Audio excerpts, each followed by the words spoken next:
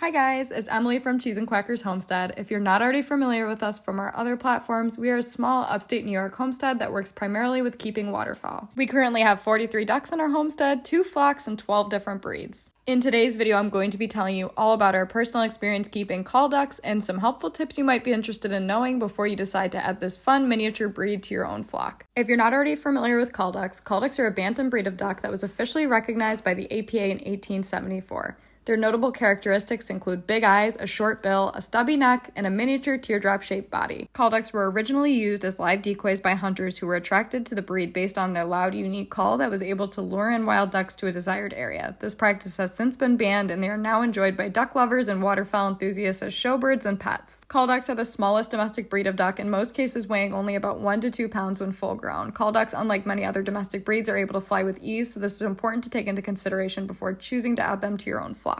Call ducks are my personal favorite breed to keep. I have 17 of them in my bantam flock, which resides separately on my property than my standard size flock. In our group, we have several of the available colorings of call ducks. So now that you have some background on calls, I'm going to get into some of the pros and cons of owning them and caring for them. The points that I'm going to make here are going to be largely based on my own personal experience when keeping this breed. We'll start with some of the pros. Call ducks are a very friendly breed if well handled and socialized. This often makes them an appealing choice if you're looking for a duck that's going to behave more like a pet.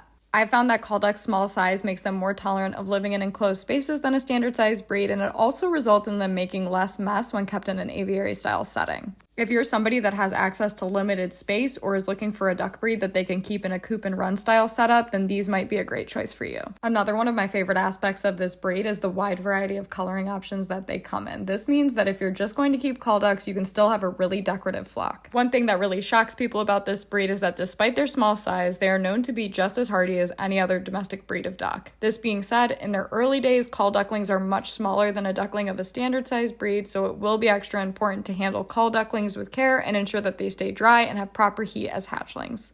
This being my favorite breed of duck, it's definitely hard for me to admit some of the cons of keeping them. However, there are some things you should be aware of before choosing to move forward with your decision to have them as pets. The biggest con is that if you're looking for a productive animal to keep in a homestead style setting, it's unlikely that call ducks would be the right breed for you. Call ducks have a lower egg production when compared to other domestic breeds, laying between 50 to 150 eggs a year with lower production in the winter. In addition, call duck eggs are much smaller in size when compared to that of a standard size breed, which means that you're going to get overall less pounds of eggs from calls when compared to similar production rate from a standard size duck. Call ducks really make no sense to keep as a meat duck, considering they only weigh about 1 to 2 pounds, and they're expensive birds, and you're really not going to get that much meat off these guys. When it comes to pest control, while they still will provide you some form of pest control, and any domestic breed will, they're not going to compare to the prolific foragers like the runner ducks. One of the biggest cons that I hear people complain about when it comes to call ducks is the high price point. While I do expect that we're going to notice a decrease in the price of these ducks as they become more readily available to backyard hobbyists, they're currently commonly seen to be a more expensive breed. This is especially going to be true if you're buying show quality call ducks from a prestigious breeding line. Call ducks' ability to fly very well can be an unattractive trait to some backyard duck keepers. Because of their ability to fly, they are of risk for flying away, so you're going to want to make sure that they have a strong sense of home before you do any free ranging with them.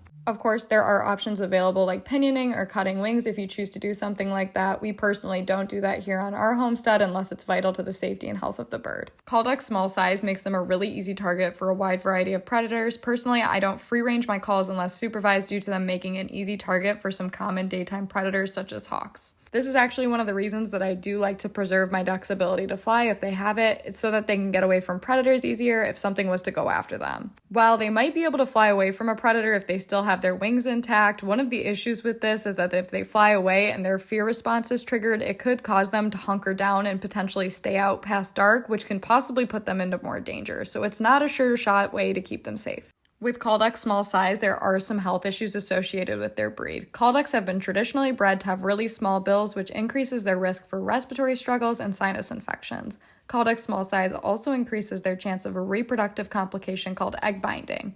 Additionally, in some cases, show-quality calls with really short necks have issues reaching their preen gland on the base of their tail, resulting in a condition called wet feather. While these health complications can happen in any call, they are mostly seen in the show-quality call ducks. Seeking to purchase a pet-quality call will reduce the risk of most of these complications happening, as pet-quality call ducks are traditionally bred more in line with the goal of health and longevity. The call ducks in our flock are from Metzer Farms, which is a waterfowl specialized hatchery that maintains a focus of breeding a healthy bird rather than a show-quality bird. Call ducks are a very loud and chatty breed. They're definitely the loudest we have here on our homestead, so if noise is a concern for you, you might want to look into an alternative. And the last con that I'm going to talk about in this video is when it comes to mixing call ducks in with standard sized ducks, you're going to have to be extra careful, especially if you have standard sized drakes, because a large sized drake breeding with a miniature call hen can lead to injury in the female. Personally, we choose to fully keep our call ducks separate from our standard sized flock for this reason. I've already touched on this, but as far as my full breed review on these guys, these are my favorite breed to keep. I think they are so fun and they're especially enjoyable if you're somebody that's just looking for a pet duck. I hope this video helped you learn more about this breed and come to a conclusion on whether or not they'll be a good fit for your own backyard flock. Let us know if there's any other breeds you would like us to cover, and subscribe for more duck-related videos and homesteading content. Thank you guys so much for hanging out.